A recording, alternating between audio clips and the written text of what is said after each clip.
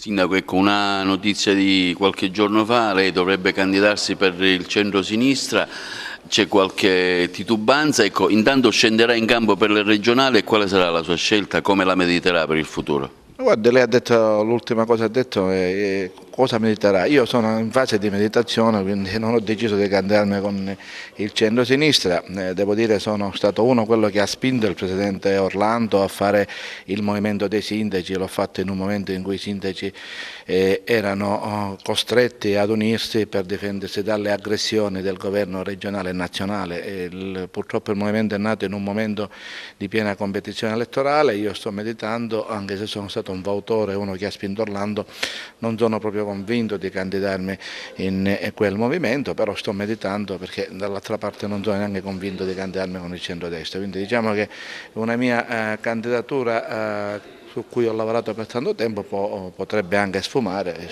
Sono in una fase di riflessione, sto attendendo un attimino. Ecco, come valuta intanto un po' con maniera distaccata da sindaco queste prossime competizioni elettorali che stiamo vedendo avere tanti candidati? Diciamo che attualmente si parla solo di uomini, non ho visto nessuno che parla di progetti e di programmi e la cosa mi lascia molto perplesso. Era partito bene secondo me il magnifico rettore La Galla e penso che anche lui si sia perso nei meandri della politica. Secondo me bisognerebbe spostare l'asse, invece di parlare di uomini, parlare di progetti e poi in base ai progetti si vogliono realizzare vediamo chi sono gli uomini che possono realmente veramente realizzarli. Non mi sembra che ci siano contenuti, ci siano solo spartizioni di potere e di poltrone.